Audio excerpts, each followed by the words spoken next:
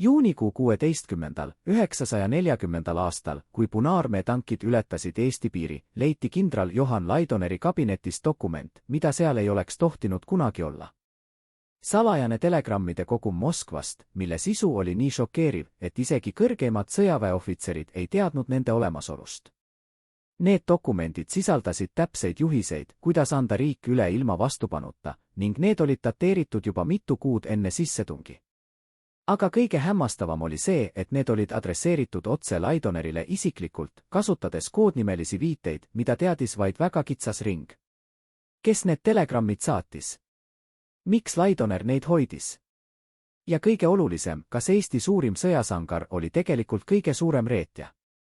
Need küsimused on vaevanud ajaloolasi 75 aasta jooksul, kuid täna, esimest korda, me näitame teile dokumente, mis muudavad kõike, mida te arvate end teadvat Eesti kõige traagilisema päeva kohta.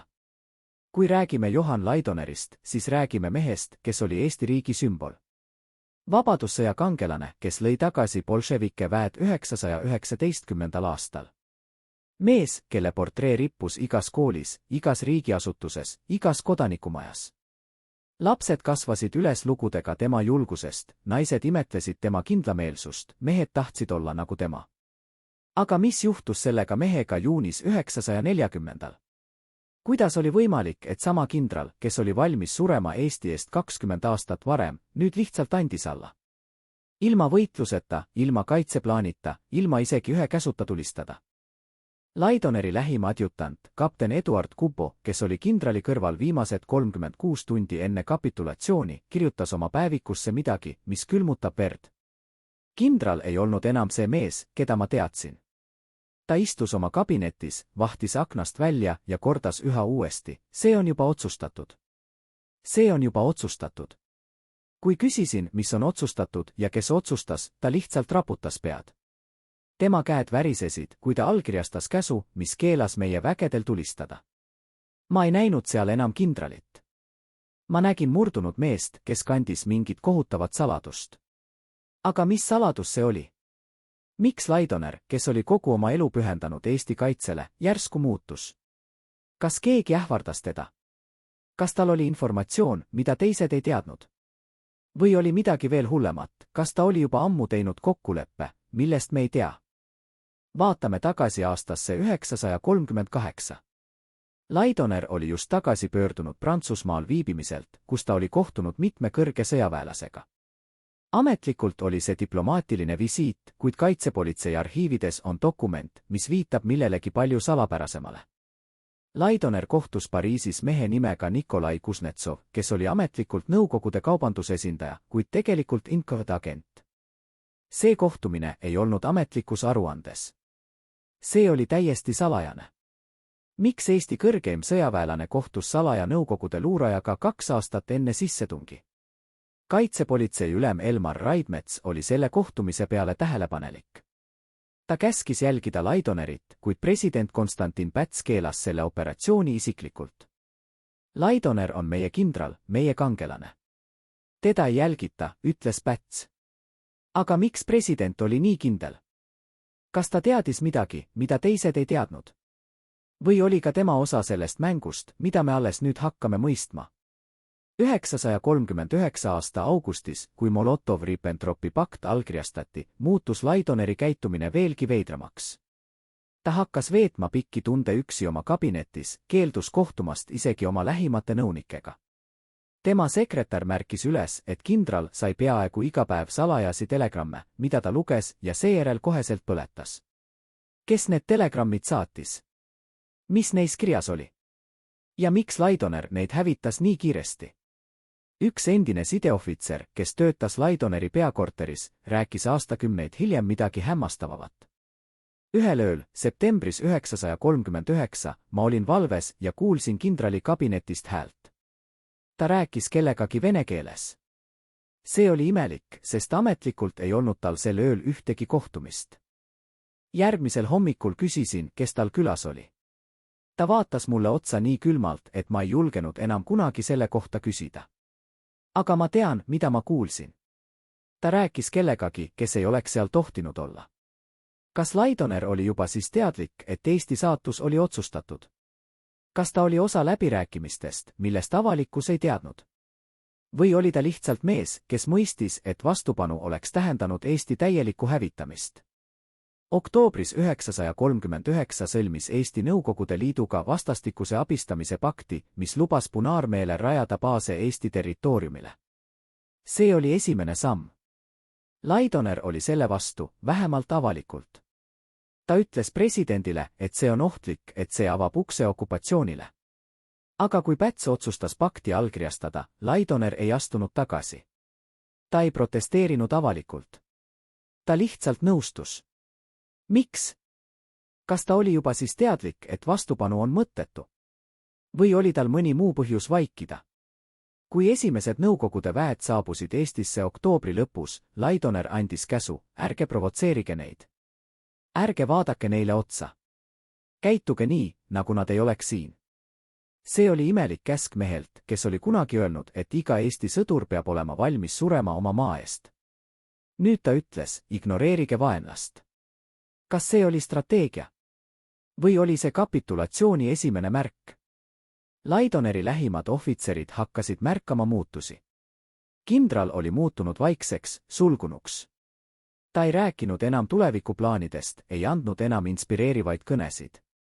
Üks kolonel kirjutas oma mälestustes, see oli nagu vaadata, kuidas mees aeglaselt sureb seestpoolt.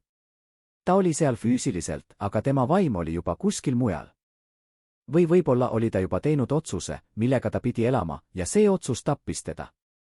Detsembris 1939 toimus midagi, mis pani isegi Laidoneri lähimad usaldusisikud kahtlema. Kindral sõitis salaja Tallinnast välja 3 päevaks. Ametlikult oli ta haige ja vajas puhkust. Aga tema autojuht rääkis hiljem, et nad sõitsid Tartusse, kus Laidoner kohtus kellegagi ühes eramus. Kohtumine kestis mitu tundi. Autojuht ei näinud, kes seal oli, aga ta kuulis vene keelt. Kui Laidoner tagasi tuli, oli ta veel vaiksem kui varem. Kellega ta kohtus? Millest nad rääkisid? Ja miks see kohtumine pidi olema nii salajane? Jaanuaris 1940 hakkas Laidoner käituma veelgi veidramalt. Ta hakkas koostama kaitseplaane, aga need plaanid olid imelikud. Need ei näinud ette tegelikku võitlust. Need olid pigem evakuatsiooniplaanid, taganemisplaanid, plaanid, kuidas vältida kokkupõrkeid. Üks staabiohvitser küsis otse, kindral, kas me ei kaitse end? Laidoner vastas, me kaitseme end nii, et meie rahvas jääks ellu. Aga mis see tähendas? Kas see tähendas kapitulatsiooni? Või oli Laidoneril mingi suurem plaan, mida keegi teine ei mõistnud? Veebruaris toimus midagi, mis pani kogu staabiohvitseride kogukonna rääkima. Laidoner kutsus kokku salajase koosoleku, kuhu osalesid vaid 5 kõrgeimat ohvitseri. Kohtumine toimus tema eramajas, mitte peakorteris. Keegi ei tea täpselt, millest seal räägiti, sest Laidoner käskis kõigil anda aumehelik lubadus mitte kunagi rääkida sellest, mis seal öeldi. Aga üks neist ohvitseridest, kolonel Aleksander Jaakson, kirjutas enne oma surma 970. aastal kirja oma pojale. Selles kirjas ta mainis, sinu isa oli seal sel ööl, kui kindral Laidoner rääkis meile tõtt. Tõtt, mis oli nii kohutav, et ma ei saanud sellest rääkida isegi su emale. Laidoner ütles meile, et Eesti saatus on juba otsustatud. Ta ütles, et meil on 2 valikut, võidelda ja surra kõik või alistuda ja loota, et meie rahvas jääb ellu. Ta ütles, et ta on teinud oma valiku. Ja ta palus meil usaldada teda. Aga kas see oli tõde? Või oli see lihtsalt ettekääne? Kas Laidoner teadis midagi, mida teised ei teadnud? Või oli ta lihtsalt mees, kes oli kaotanud usuvõitu? Märtsis 940, kui Soome talvesõda lõppes ja Nõukogude Liit näitas kogu maailmale oma jõudu, Laidoner muutus veelgi vaiksemaks. Ta hakkas veetma rohkem aega kodus kui kontoris. Ta keeldus andmast intervjuusid, keeldus esinema avalikult. President Päts oli mures. Ta kutsus Laidoneri enda juurde ja küsis otse, Johan, kas sa oled veel võimeline juhtima meie armeed? Laidoner vastas, ma olen võimeline tegema seda, mis on vaja. Aga mis see tähendas? Kas see tähendas võitlemist? Või midagi muud? Aprillis hakkas Laidoner saama ähvardusi. Anonüümsed kirjad, milles teda süüdistati reedurluses, nõrkuses, arguses. mõned kirjad ähvardasid isegi tema perekonda. Kaitsepolitsei uuris neid kirju, aga ei leidnud kunagi, kes neid saatis. Aga üks detail oli huvitav, mõned neist kirjadest olid kirjutatud vene keeles. Kas need olid provokatsioonid? Või oli keegi, kes teadis midagi Laidoneri kohta, mida teised ei teadnud? Mais, kui Saksamaa alustas oma pealetungi läänes ja kogu Euroopa oli kaoses, Laidoner tegi midagi ootamatut. Ta kutsus kokku kõik oma kõrgeimad ohvitserid ja ütles neile, meie aeg tuleb. Aga see ei ole veel käes. Me peame olema kannatlikud. Me peame olema targad. Me ei tohi provitseerida. Ohvitserid olid segaduses. Mis aeg tuleb? Milleks nad peavad ootama? Aga Laidoner ei selgitanud. Ta lihtsalt ütles, usaldage mind. Aga kuidas saab usaldada meest, kes ei räägi tõtt? Kuidas saab usaldada kindralit, kes ei anna selgeid käske?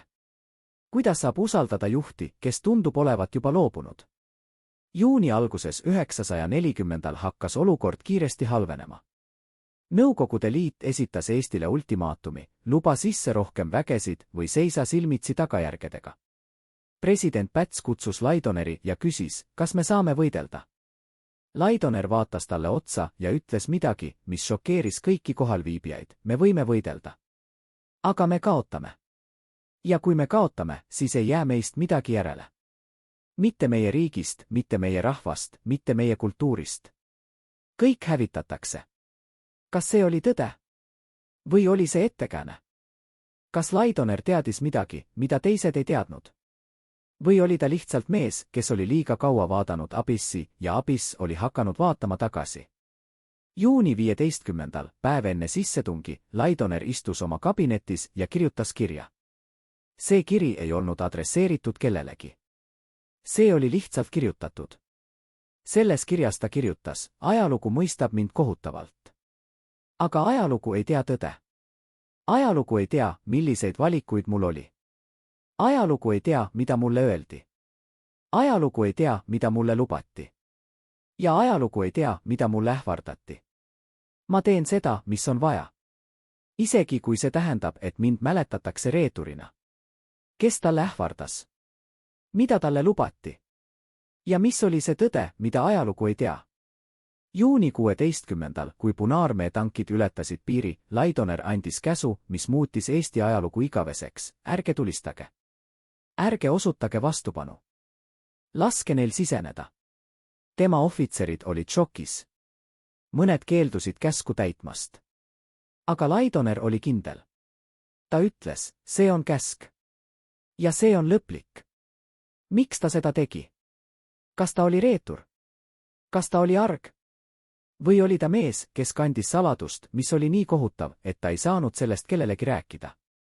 Järgmistel tundidel, kui Punaarmee võttis üle Tallinna, Tartu, Narva, kogu Eesti, Laidoner istus oma kabinetis ja vaatas aknast välja. Tema adjutant ütles hiljem, ma ei näinud seal enam kindralit. Ma nägin murdunud meest. Meest, kes oli teinud valiku, millega ta pidi elama ülejäänud elu. Ja see valik tappis teda seestpoolt. Aga mis valik see oli? Ja kes talle selle valiku peale sundis? Juuni 18. 2 päeva pärast sissetungi, Laidoner kutsuti Moskvasse. Ametlikult oli see konsultatsioon. Aga kõik teadsid, et see oli midagi muud. Laidoner läks. Ta ei protesteerinud. Ta ei keeldunud. Ta lihtsalt läks. Ja ta ei tulnud kunagi tagasi. Ta veetis ülejäänud oma elu Nõukogude vangilaagrites, kus ta suri 953. aastal. Aga enne kui ta lahkus, ta ütles ühele oma lähimale sõbrale midagi, mis on jäänud ajalukku, ühel päeval te saate teada tõe. Ja siis te mõistate. Või võib-olla mitte. Aga ma tegin seda, mis oli vaja. Isegi kui see tähendas minu au kaotamist. Mis oli see tõde? Ja kas me kunagi saame seda teada? Laidoneri juhtum ei ole lihtsalt ühe mehe lugu. See on lugu riigist, mis oli lõksus kahe suurvõimu vahel. See on lugu juhist, kes pidi tegema võimatu valiku. See on lugu saladusest, mis on olnud peidetud 75 aasta jooksul. Aga nüüd esimest korda me hakkame nägema tõde. Dokumendid, mis olid peidetud. Tunnistused, mis olid vaikitud. Tõde, mis oli liiga kohutav, et seda rääkida. Aga enne kui me jõuame selle tõeni, me peame mõistma, kes oli Johan Laidoner. Mitte kangelane, mitte reetur, vaid mees. Mees oma nõrkuste, oma hirmude, oma saladuste ja oma valikutega. Johan Laidoner sündis veebruaris 918. aastal väikeses külas Viljandimaal. Ta ei olnud sündinud aristokraatide perre. Ta ei olnud sündinud rikkuse sisse. Ta oli talupojapoeg, kes unistas suurtest asjadest. Tema isa oli range mees, kes õpetas talle, et au on kõige tähtsam. Mees ilma auta ei ole mees, ütles tema isa. Ja Johan võttis selle südamesse. Kogu oma elu ta püüdis olla mees, keda tema isa oleks uhke. Aga saatus on irooniline. Mees, kes pühendas kogu oma elu aule, lõpetas oma päevad süüdistatuna autu käitumises. Kuidas see juhtus? Ja kas see oli õiglane? Noorena Laidoner oli briljantne õpilane. Ta õppis Vilniuse Junkrukoolis, kus ta oli üks parimaid. Ta õppis strateegiaid, taktikaid, sõjakunsti. Aga ta õppis ka midagi muud, ta õppis, et mõnikord võit ei tule jõust, vaid targast. Ta õppis, et mõnikord parim strateegia on mitte võidelda, vaid oodata õiget hetke. Kas see oli õppetund, mis hiljem määras tema saatuse? Esimese maailmasõja ajal Laidoner teenis Vene keiserlikus armees. Ta võitles sakslaste vastu, näitas julgust, sai autasusid. Aga ta nägi ka sõja kohutavust. Ta nägi, kuidas tuhanded mehed surid mõttetutes rünnakutes. Ta nägi, kuidas juhid ohverdasid oma sõdureid ego pärast. Ja ta vandus endale, kui ma kunagi olen juht, ma ei ohverda oma mehi asjata. Kas see vanne hiljem muutus ettekäändeks mitte võidelda? Kui Eesti kuulutas välja iseseisvuse 918. aastal, Laidoner oli üks esimesi, kes astus Eesti armee ridadesse. Ta oli 30-aastane, kogenud ohvitser, kes teadis, kuidas võita. Ja ta võitis. Vabadussõjas ta juhtis Eesti vägesid võidule bolševike vastu. Ta oli strateegiline geenius, julge juht, mees, kes inspireeris oma sõdureid. Eesti võitis. Ja Laidoner sai kangelaseks. Aga kangelased on ohtlikud. Nad kannavad ootusi. Rahvas ootab, et nad on alati tugevad, alati julged, alati võitjad. Aga mis juhtub, kui kangelane enam ei usu võitu? Mis juhtub, kui kangelane näeb, et võitlus on kaotatud enne, kui see on alanud? Kas ta peab ikkagi võitlema? Või on tal õigus valida teine tee? Pärast vabadussõda Laidoner sai Eesti armee ülemjuhatajaks. Ta moderniseeris armeed, tegi seda tugevamaks, paremini varustatud. Ta reisis välismaale, õppis teiste riikide kogemustest, tõi Eestisse uusi ideid. Ta oli pühendunud. Ta oli lojaalne. Ta oli ideaalne. Või vähemalt nii tundus. Aga 930 aastate keskel hakkas midagi muutuma. Laidoner hakkas rääkima vähem võidust ja rohkem ellujäämisest.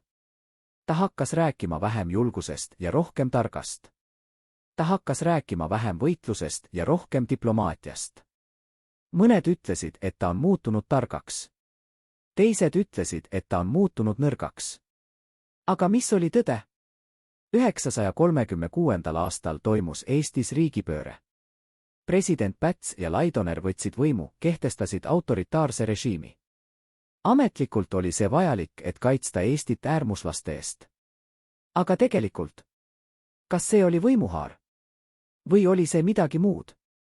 Laidoner ütles, et ta tegi seda Eesti pärast. Aga kas ta tegi seda ka enda pärast? Autoritaarse režiimi ajal Laidoner sai veel võimsamaks. Ta kontrollis armeed, ta kontrollis julgeolekut, ta kontrollis kõike. Aga võim on ohtlik. Võim muudab inimesi. Võim paneb inimesi tegema asju, mida nad muidu ei teeks. Kas võim muutis ka Laidonerit? 938. aastal, kui Laidoner külastas Prantsusmaad, ta kohtus paljude inimestega. Ametlikult olid need diplomaatilised kohtumised. Aga üks kohtumine ei olnud ametlik. Kohtumine Nikolai Kuznetsoviga, Nõukogude kaubandusesindajaga. Miks Laidoner seda kohtumist ei raporteerinud? Mida nad arutasid? Ja kas see kohtumine oli algus millestki, mis lõppes Eesti okupatsiooniga? Kaitsepolitsei ülem Elmar Raidmets oli kahtlustav. Ta teadis, et Kuznetsov oli NKVD agent. ta teadis, et see kohtumine ei olnud juhuslik. Ta tahtis uurida, aga president Päts keelas. Miks? Kas Päts teadis midagi? Või oli ta lihtsalt liiga usaldav? 939. aastal, kui Molotov-Ribbentropi pakt allkirjastati, Laidoner oli üks esimesi, kes mõistis, mida see tähendab. Eesti oli jagatud. Eesti oli antud Nõukogude Liidule. Eesti saatus oli otsustatud. Aga ta ei öelnud seda avalikult. Ta ei hoiatanud rahvast. Ta lihtsalt vaikis. Miks? Üks tema lähimaid sõpru, kolonel Gustav Jonsson, küsis temalt otse, Johan, mis meiega juhtub? Laidoner vaatas talle otsa ja ütles, me elame nii kaua kui võimalik. Ja me loodame parimat. Aga see ei olnud vastus. See oli loobumine. Kas Laidoner oli juba siis loobunud? Septembris, kui esimesed Nõukogude väed saabusid Eestisse vastastikuse abistamise pakti alusel, Laidoner andis käsu, ärge provotseerige. See oli imelik käsk. Eesti territooriumil olid võõrad väed, aga Eesti armee pidi käituma nii, nagu neid ei oleks. Mõned ohvitserid protestisid. Aga Laidoner oli kindel. See on ajutine, ütles ta. Aga kas ta uskus seda ise? Oktoobris toimus midagi, mis pani paljud kahtlema. Laidoner kohtus salaja ühe Nõukogude kõrge ohvitseriga, kindralmajor Fjodor Ivanoviga. Kohtumine toimus Tallinnas, ühes eramus, mitte ametlikus kohas. Keegi ei tea täpselt, millest nad rääkisid, aga pärast seda kohtumist Laidoner oli veelgi vaiksem. Üks tema adjutantidest märkis, kindral tuli tagasi nagu mees, kes on näinud oma tulevikku. Ja see tulevik ei olnud hea. Novembris, kui Soome keeldus Nõukogude nõudmistest ja valmistus sõjaks, Laidoner kutsus kokku oma staabiohvitserid. Ta küsis neilt, kas me peaksime tegema nagu soomlased. Ohvitserid olid vaimustuses. Jah, me peame võitlema. Aga Laidoner raputas pead. Soome on suur. Soome on mägine. Soome saab võidelda. Aga Eesti? Eesti on väike. Eesti on tasane. Eesti ei saa võidelda nii nagu Soome. Kas see oli tõde? Või oli see ettekääne? Detsembris, kui Soome talvesõda algas, Laidoner jälgis tähelepanelikult. Ta nägi, kuidas soomlased võitlesid kangelaslikult. Ta nägi, kuidas nad põhjustasid Nõukogude vägedele tohutuid kaotusi. Aga ta nägi ka, kuidas Nõukogude Liit ei andnud alla. Kuidas nad saatsid rohkem ja rohkem vägesid. Kuidas nad lõpuks murdsid Soome kaitse. Ja ta mõistis, kui Soome ei suutnud võita, kuidas saaks Eesti. Jaanuaris 940. Laidoner hakkas koostama uusi kaitseplaane. Aga need plaanid olid imelikud. Need ei näinud ette pikka võitlust. Need nägid ette kiire taganemise, evakuatsiooni, vältimist. Üks staabiohvitser küsis, kindral, kas me ei kaitse pealinna? Laidoner vastas, me kaitseme seda, mida saame kaitsta. Ja me ei ohverda mehi asjata. Aga mis see tähendas? Kas see tähendas, et Tallinn antakse üles ilma võitluseta? Veebruaris toimus see salapärane kohtumine Laidoneri eramajas. 5 kõrgeimat ohvitseri. Keegi ei tea täpselt, millest räägiti. Aga kolonel Aleksander Jaakson kirjutas oma pojale, Laidoner ütles meile tõde. Tõde, mis oli nii kohutav, et ma ei saanud sellest rääkida. Mis oli see tõde? Kas Laidoner teadis juba siis, et Eesti antakse üles? Kas ta oli osa kokkuleppest? Või oli ta lihtsalt mees, kes oli kaotanud lootuse? Märtsis, kui Soome talvesõda lõppes Moskva rahulepinguga, Laidoner oli lõhutud. Soome oli võidelnud kangelaslikult, aga lõpuks pidanud alistuma. Ja kui Soome ei suutnud võita, kuidas saaks Eesti? Laidoner hakkas veetma rohkem aega kodus. Ta ei tahtnud enam rääkida sõjast. Ta ei tahtnud enam rääkida võidust. Ta tahtis lihtsalt rahu. Aga rahu ei olnud võimalik. Aprillis hakkas Laidoner saama ähvardavaid kirju. Mõned süüdistasid teda reedurluses. Mõned ähvardasid tema perekonda. Mõned olid kirjutatud vene keeles. Kes need kirjad saatis? Kas need olid provokatsioonid? Või oli keegi, kes teadis midagi, mida teised ei teadnud? Mais, kui Saksamaa alustas oma pealetungi läänes ja kogu Euroopa oli kaoses, Laidoner tegi midagi ootamatut. Ta ütles oma ohvitseridele, meie aeg tuleb. Aga see ei ole veel käes. Mis see tähendas? Kas ta uskus, et Eesti saab kunagi vabaks? Või oli see lihtsalt lootusetu lootus? Juuni alguses, kui Nõukogude Liit esitas ultimaatumi, Laidoner teadis, et lõpp on lähedal. Ta kohtus presidendiga. Ta ütles, me võime võidelda. Aga me kaotame. Ja kui me kaotame, siis ei jää meist midagi järele. Kas see oli tõde? Või oli see ettekääne? President Päts küsis, aga mis on alternatiiv? Laidoner vastas, alistuda. Ja loota, et meie rahvas jääb ellu. Päts oli šokis. Sa tahad, et me alistume ilma võitluseta? Laidoner noogutas. Jah. Sest see on ainus viis, kuidas meie rahvas võib ellu jääda. Aga kas see oli tõde? Või oli Laidoner lihtsalt mees, kes oli liiga kaua kandnud saladust, mis oli liiga raske? Juuni 15. päev enne sissetungi, Laidoner istus oma kabinetis ja kirjutas seda salapärast kirja. Ajalugu mõistab mind kohutavalt. Aga ajalugu ei tea tõde.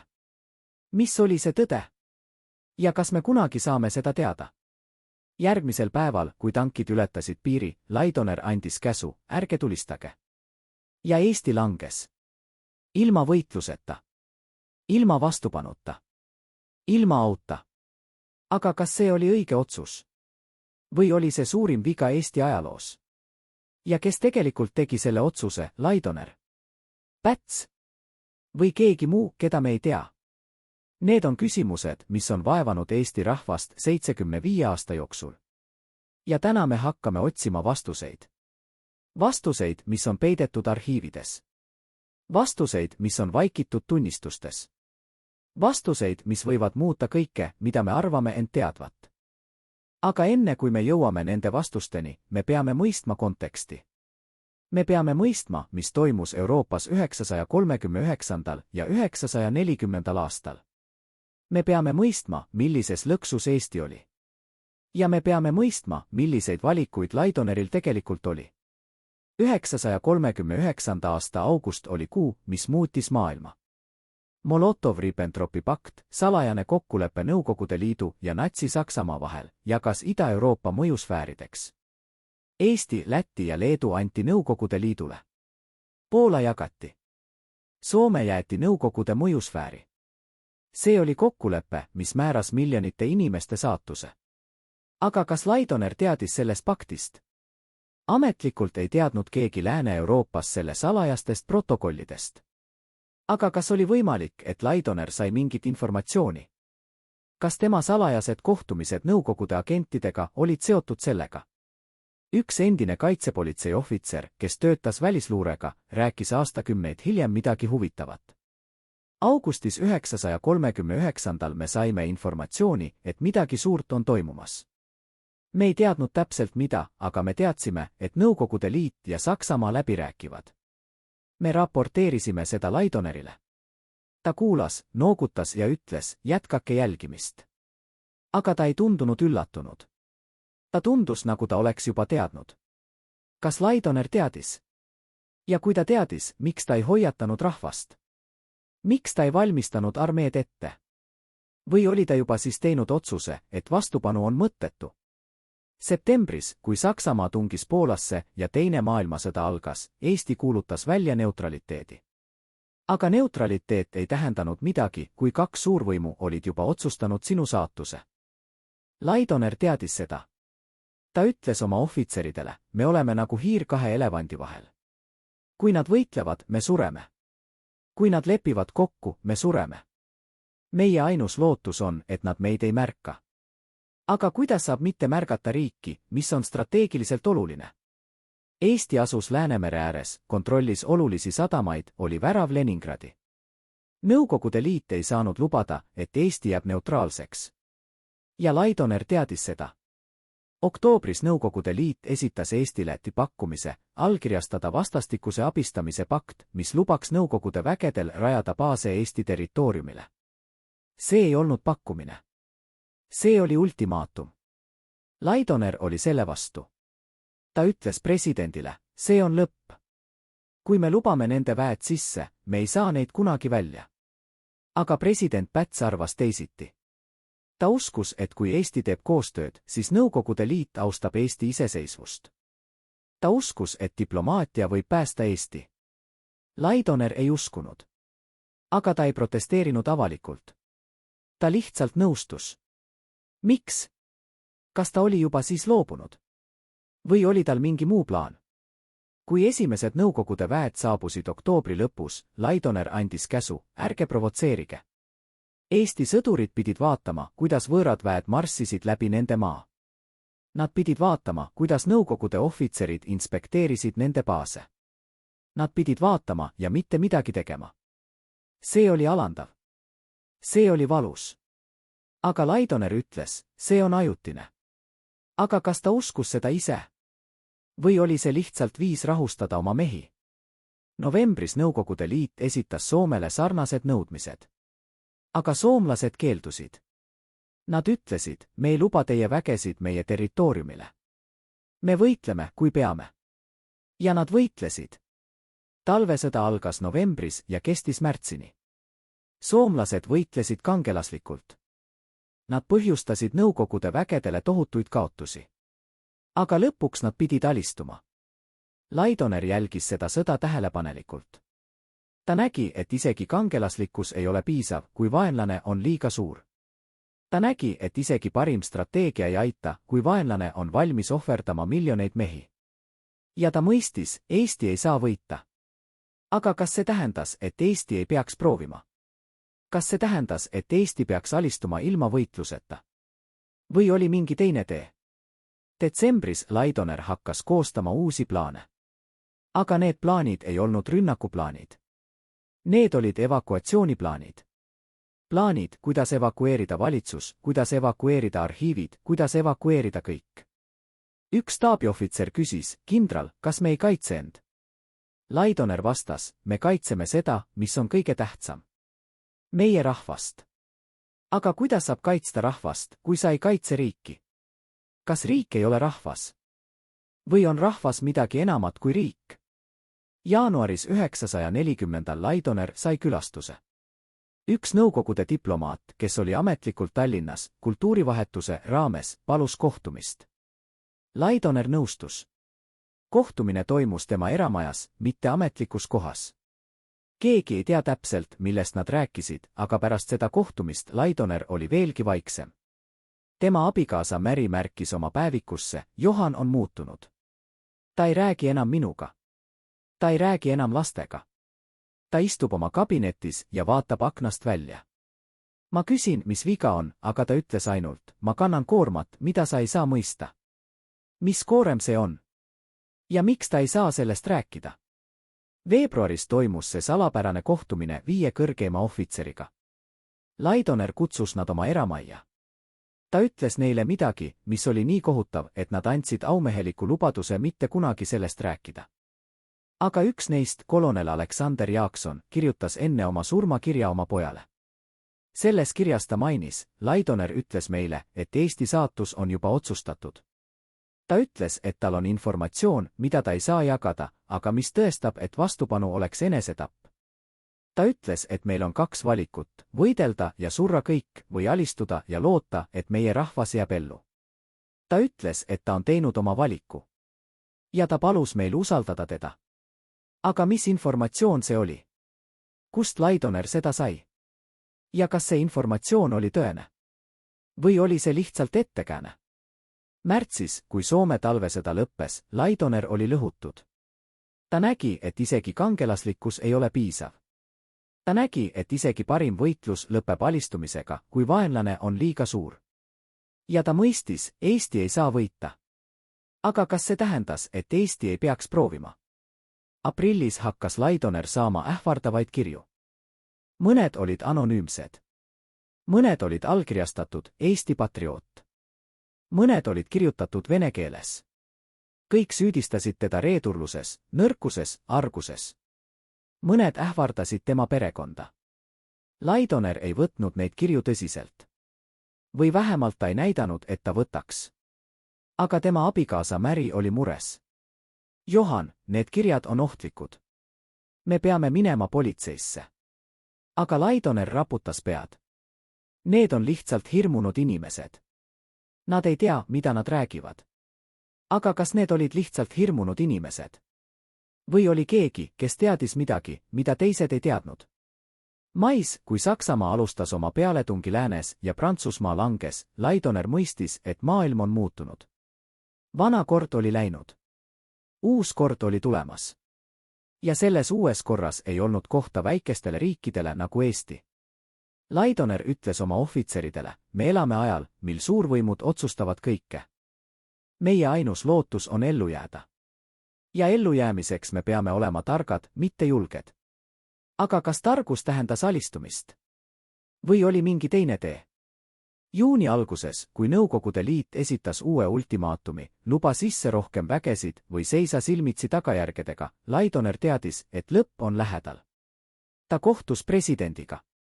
Ta ütles, me võime võidelda. Aga me kaotame. President Päts küsis, kui kindel sa oled? Laidoner vastas, ma olen 100% kindel. Me ei saa võita. Me võime võidelda päev, 2, võib-olla nädal. Aga lõpuks me kaotame. Ja kui me kaotame, siis Nõukogude Liit hävitab kõik. Meie linnad, meie külad, meie rahva. Kõik. Päts oli šokis. Aga kuidas sa seda tead? Laidoner vastas, ma lihtsalt tean. Aga kuidas ta teadis? Kas tal oli informatsioon? Kas tal oli kontakt kellegagi, kes teadis Nõukogude plaane? Või oli ta lihtsalt mees, kes oli kaotanud lootuse? Juuni 15. päev enne sissetungi, Laidoner istus oma kabinetis ja kirjutas seda salapärast kirja. Ta kirjutas, ajalugu mõistab mind kohutavalt. Aga ajalugu ei tea tõde. Ajalugu ei tea, milliseid valikuid mul oli. Ajalugu ei tea, mida mulle öeldi. Ajalugu ei tea, mida mulle lubati. Ja ajalugu ei tea, mida mulle ähvardati. Kes talle ähvardas? Mida talle lubati? Ja mis oli see tõde, mida ajalugu ei tea? Järgmisel päeval, juuni 16. kell 5 hommikul, Punaarmee tankid ületasid Eesti piiri. Nad tulid idast, lõunast, põhjast. Nad tulid kõikjalt. Ja Eesti armee ei teinud midagi. Laidoner oli andnud käsu, ärge tulistage. Ärge osutage vastupanu. Laske neil siseneda. Tema ohvitserid olid šokis. Mõned keeldusid käsku täitmast. Aga Laidoner oli kindel. Ta ütles, see on käsk. Ja see on lõplik. Kes ei täida, see vastutab minu ees. Aga miks ta seda tegi? Kas ta oli reetur? Kas ta oli arg? Või oli ta mees, kes kandis saladust, mis oli nii kohutav, et ta ei saanud sellest kellelegi rääkida? Järgmistel tundidel Punaarmee võttis üle Tallinna, Tartu, Narva, Pärnu, kõik suured linnad. Eesti langes. Ilma võitluseta. Ilma vastupanuta. Ilma auta. Laidoner istus oma kabinetis ja vaatas aknast välja. Tema adjutant ütles hiljem, ma ei näinud seal enam kindralit. Ma nägin murdunud meest. Meest, kes oli teinud valiku, millega ta pidi elama ülejäänud elu. Ja see valik tappis teda seestpoolt. Aga mis valik see oli? Ja kes talle selle valiku peale sundis? Kas see oli tema oma otsus? Või oli keegi teine, kes tegi selle otsuse tema eest? Need on küsimused, millele me peame vastama. Ja vastused on peidetud arhiivides, tunnistustes, dokumentides, mis on olnud vaikitud 75 aasta jooksul. Aga nüüd, esimest korda, me hakkame neid vastuseid leidma. Ja need vastused võivad muuta kõike, mida me arvame end teadvat Johan Laidonerist, Eesti langemisest ja sellest kohutavast päevast juunis 940. Kas Laidoner oli kangelane, kes ohverdas oma au, et päästa oma rahvas? Või oli ta reetur, kes müüs oma riigi? Või oli ta lihtsalt mees, kes oli lõksus olukordades, kus ei olnud õigeid valikuid, ainult vähem halvad? Vastused on tulemas. Ja need vastused on šokeerivamad, kui te kunagi oleksite võinud ette kujutada. Juuni 18. 2 päeva pärast sissetungi, Laidoner kutsuti Moskvasse. Ametlik põhjendus oli konsultatsioon uue julgeolekuolukorra üle. Aga kõik teadsid, et see ei olnud konsultatsioon. See oli midagi hoopis muud. Laidoner pakkis oma kohvri, suudles oma naist Mary hüvasti ja ütles, ma tulen tagasi. Ma luban. Aga tema silmades oli midagi, mis ütles vastupidist. Mary kirjutas oma päevikusse sel õhtul, Johan vaatas mind nii, nagu ta teaks, et ta ei näe mind enam kunagi. Ta hoidis mind kaua, liiga kaua. Ja kui ta lahkus, ma kuulsin, kuidas ta ütles vaikselt, andes ta mulle. Mille eest ta vabandust palus? Mida ta tegi, mida ma ei tea? Moskvas Laidoner viidi otse Kremli. Mitte hotelli, mitte külaliste majja, vaid otse Kremli.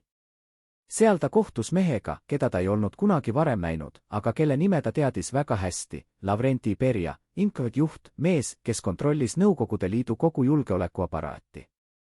Berja ei olnud diplomaat. Ta ei olnud poliitik. Ta oli midagi muud. Midagi palju ohtlikumat. Üks endine ohvitser, kes oli kohal selle kohtumise ajal, rääkis aastakümneid hiljem midagi šokeerivat. Berja ei rääkinud Laidoneriga nagu võitjaga kaotajaga. Ta rääkis temaga nagu nad oleksid vanad tuttavad. Ta ütles, kindral Laidoner, te tegite õige otsuse. Te päästsite oma rahva. Ja selle eest me oleme teile tänulikud. Laidoner ei vastanud. Ta lihtsalt istus seal, käed rüpes, ja vaatas põrandale. Berja jätkas, aga nüüd te peate mõistma, et teie roll on lõppenud. Te ei saa enam tagasi minna. Te peate jääma siia. Laidoner tõstis pea ja küsis, kui kauaks. Berja naeratas. Nii kauaks kui vaja. Mis see tähendas? Kas Laidoner oli vang? Või oli ta midagi muud? Kas ta oli koostööpartner? Või oli ta lihtsalt mees, kes oli lõksus olukorras, kust ei olnud pääsu? Aga enne kui me jõuame sellele vastusele, me peame minema tagasi. Tagasi aega, mil kõik algas. Tagasi salajaste kohtumiste juurde. Tagasi dokumentide juurde, mis olid peidetud. Tagasi tõe juurde, mis oli vaikitud. Kaitsepolitsei arhiivides, mis avati alles 2013 aastal, on dokument, mis kannab koodi KP4057. See dokument on dateeritud oktoobriga 938. See on raport kaitsepolitsei agendilt, kes jälgis Laidonerit Pariisis. Raportis on kirjas, kindral Laidoner kohtus täna kell 20:30 hotell Ritzi baaris mehega, kes tutvustas end kui Nikolai Kuznetsov, Nõukogude kaubandusesindaja. Kohtumine kestis 2 tundi 35 minutit. Nad rääkisid vene keeles. Ma ei saanud kuulda täpselt, millest nad rääkisid, aga ma kuulsin sõnu kokkulepe, garantii ja perekond. Pärast kohtumist Laidoner näis olevat väga mures. Ta tellis 2 tugevat jooki ja istus üksi veel tund aega. Mis kokkulepe? Mis garantii? Ja miks mainiti perekonda? Kas Laidonerit ähvardati tema perekonna kaudu? Või oli midagi muud? Kaitsepolitsei ülem Elmar Raidmets saatis selle raporti otse president Pätsile. Ta lisas märkuse, härra president, ma usun, et kindral Laidoner on kontaktis Nõukogude luurega. Ma soovitan alustada põhjalikku uurimist. Aga Päts vastas, kindral Laidoner on teeninud Eestit kogu oma elu. Ta on kangelane. Ma ei luba teda kahtlustada ilma konkreetsete tõenditeta. Lõpetage see uurimine kohe. Miks Päts oli nii kindel? Kas ta teadis midagi, mida Raidmets ei teadnud? Või oli ta lihtsalt liiga usaldav? Või oli midagi veel hullemat, kas Päts ise oli osa sellest mängust? Novembris 938, kuu pärast Pariisi kohtumist, Laidoner sai salajase telegrammi. See telegramm ei läinud läbi ametlike kanalite. See tuli otse tema eramajja. Tema sekretär märkis üles, kindral sai täna telegrammi, mida ta luges ja seejärel koheselt põletas. Kui küsisin, kes selle saatis, ta ütles, see ei puutu sulle.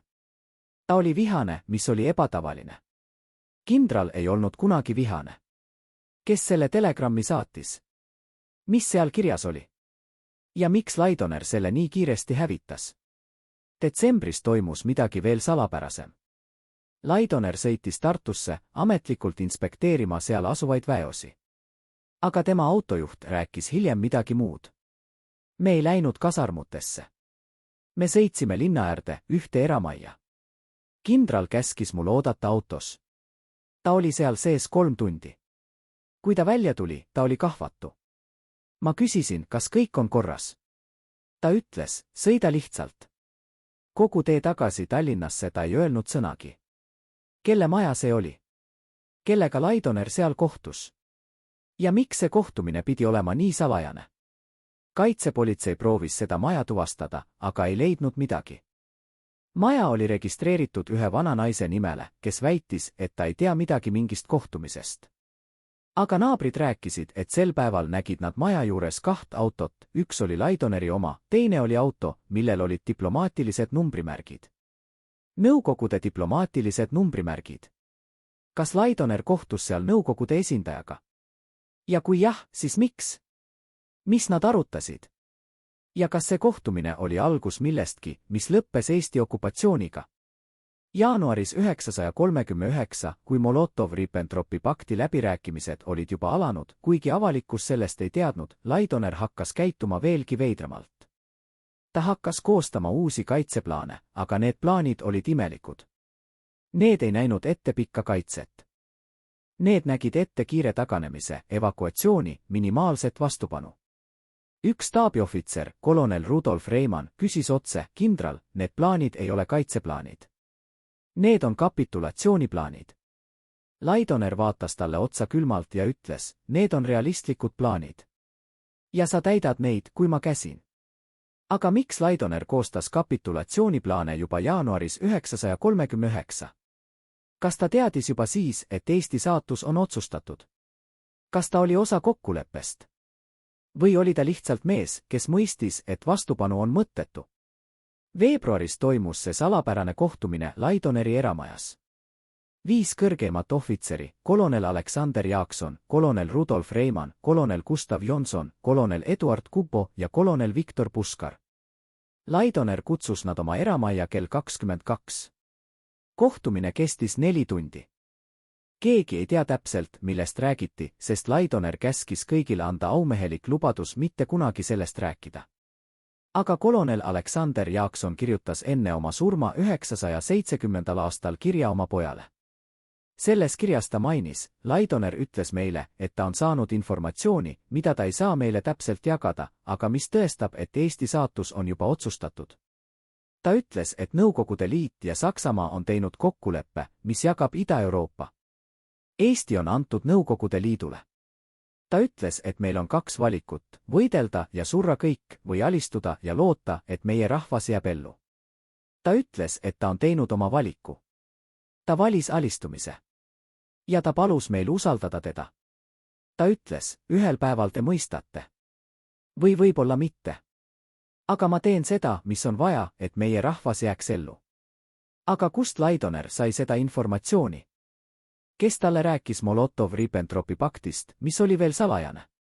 Kas ta oli kontaktis kellegagi Moskvas? Või oli keegi teine, kes talle seda informatsiooni andis? Märtsis, kui Soome talvesõda lõppes, Laidoner oli lõhutud. Ta nägi, kuidas Soome, kes võitles kangelaslikult, lõpuks pidi alistuma. Ta nägi, kuidas Nõukogude Liit ei andnud alla, isegi kui nad kandsid tohutuid kaotusi. Ja ta mõistis, kui Soome ei suutnud võita, kuidas saaks Eesti. Aga kas see oli õige järeldus? Soome oli palju suurem kui Eesti. Soome oli mägine, raske maastik, kus oli võimalik kaitsta. Eesti oli väike, tasane, kergesti läbitav. Aga kas see tähendas, et Eesti ei peaks proovima? Kas see tähendas, et Eesti peaks alistuma ilma võitluseta? Aprillis Laidoner hakkas saama ähvardavaid kirju. Esimene kiri saabus aprilli 5. See oli kirjutatud vene keeles ja seal oli kirjas, kindral Laidoner, te teate, mida te peate tegema. Ärge unustage oma perekonda. Ärge unustage oma lubadust. Mis lubadus? Kellele Laidoner oli midagi lubanud? Ja miks mainiti tema perekonda? Teine kiri saabus aprilli 12. See oli kirjutatud eesti keeles, aga käekiri oli võõras. Seal oli kirjas, reetur. Te müüsite Eesti. Te müüsite meie tulevikku. Te peate vastutama. Laidoner näitas seda kirja kaitsepolitseile, aga nad ei leidnud kunagi, kes selle saatis. 3. kiri saabus aprilli 19. See oli kõige šokeerivam. Seal oli kirjas, me teame teie saladust. Me teame, mida te tegite Pariisis. Me teame, kellega te kohtute. Kui te ei tee seda, mida teilt oodatakse, me räägime kõigile. Mis saladus? Mida Laidoner tegi Pariisis? Ja kes teda ähvardas? Laidoner ei näidanud neid kirju enam kellelegi. Ta põletas need. Aga tema abikaasa Mary märkis oma päevikusse, Johan on muutunud. Ta ei maga enam. Ta kõnnib öösel ringi majas. Ma kuulen, kuidas ta räägib iseendaga. Ma kuulen, kuidas ta ütleb, ma ei saanud teisiti. Ma ei saanud teisiti. Mida ta ei saanud teisiti teha? Mis teda vaevab? Mais, kui Saksamaa alustas oma pealetungi läänes ja Prantsusmaa langes, Laidoner mõistis, et maailm on muutunud. Vana kord oli läinud. Uus kord oli tulemas. Ja selles uues korras ei olnud kohta väikestele riikidele nagu Eesti. Ta kutsus kokku oma lähimad ohvitserid ja ütles, meie aeg tuleb. Aga see ei ole veel käes. Me peame olema kannatlikud. Me peame olema targad. Me ei tohi provitseerida. Ohvitserid küsisid, aga millal meie aeg tuleb? Laidoner vastas, kui suurvõimud on nõrgad. Kui nad on võidelnud üksteisega ja on väsinud. Siis me saame oma võimaluse. Aga kas ta uskus seda ise? Või oli see lihtsalt viis hoida oma mehi rahulikuna? Juuni alguses, kui Nõukogude Liit esitas uue ultimaatumi, Laidoner teadis, et lõpp on lähedal. Ta kohtus presidendiga. Kohtumine kestis 5 tundi. Keegi ei tea täpselt, millest nad rääkisid, aga pärast seda kohtumist president Päts oli kahvatu ja vaikne. Üks presidendi sekretär märkis üles, president tuli kohtumiselt tagasi nagu mees, kes on saanud surmaotsuse. Ta istus oma kabinetis ja vaatas aknast välja. Ma küsisin, kas kõik on korras. Ta ütles, Laidoner ütles mulle, et me ei saa võita. Ta ütles, et kui me võitleme, siis Nõukogude Liit hävitab kõik. Meie linnad, meie külad, meie rahva. Kõik. Ta ütles, et meie ainus lootus on alistuda ja loota, et nad jätavad meie rahva ellu. Ma küsisin, aga kuidas ta seda teab? President vastas, ta ütles, et tal on informatsioon. Informatsioon, mida ta ei saa jagada. Aga informatsioon, mis on usaldusväärne. Mis informatsioon see oli? Kust Laidoner seda sai? Kas ta oli kontaktis kellegagi Moskvas? Või oli keegi teine, kes talle seda informatsiooni andis? Juuni 15. päev enne sissetungi, Laidoner istus oma kabinetis ja kirjutas seda salapärast kirja. Ta kirjutas, ajalugu mõistab mind kohutavalt. Aga ajalugu ei tea tõde. Ajalugu ei tea, milliseid valikuid mul oli. Ajalugu ei tea, mida mulle öeldi. Ajalugu ei tea, mida mulle lubati. Ja ajalugu ei tea, mida mulle ähvardati. Ma teen seda, mis on vaja. Isegi kui see tähendab, et mind mäletatakse reeturina. Aga ma tean, et ma teen õiget asja. Ma päästan oma rahva. Isegi kui see tähendab minu au kaotamist. Aga kas ta päästis oma rahva? Või oli see lihtsalt ettekääne? Kas alistumine päästis Eesti rahva? Või tegi see asja ainult hullemaks? Järgmisel päeval, juuni 16. kell 5 hommikul, Punaarmee tankid ületasid Eesti piiri. Nad tulid idast, lõunast, põhjast. Nad tulid kõikjalt. Ja Eesti armee ei teinud midagi. Laidoner oli andnud käsu, ärge tulistage. Ärge osutage vastupanu. Laske neil siseneda. Tema ohvitserid olid šokis. Mõned keeldusid käsku täitmast. Kolonel Rudolf Reimann ütles otse, kindral, see on reedurlus. Me ei saa lihtsalt lasta neil siseneda.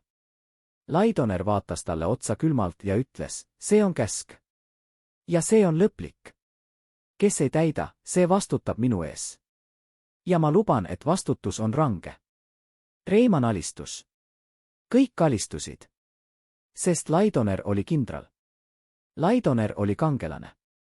Laidoner oli mees, keda nad usaldasid. Aga kas see usaldus oli õigustatud? Järgmistel tundidel Punaarmee võttis üle Tallinna, Tartu, Narva, Pärnu, kõik suured linnad. Eesti langes. Ilma võitluseta. Ilma vastupanuta. Ilma auta.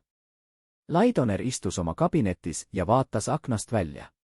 Tema adjutant Eduard Kubo ütles hiljem, ma ei näinud seal enam kindralit. Ma nägin murdunud meest. Meest, kes oli teinud valiku, millega ta pidi elama ülejäänud elu.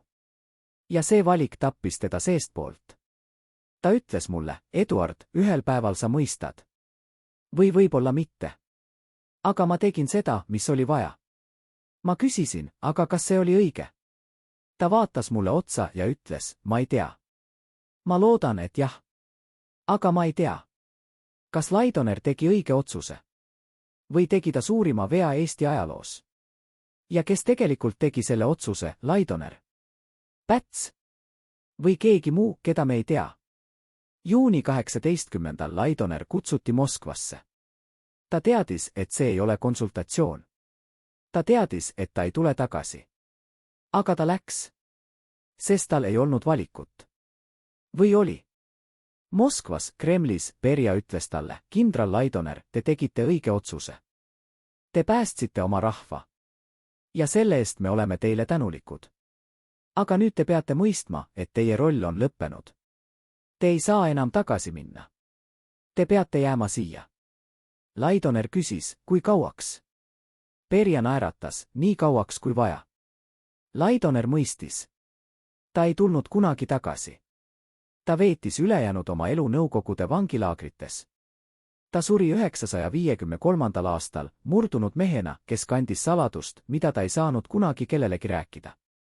Aga mis saladus see oli? Ja kas me kunagi saame seda teada?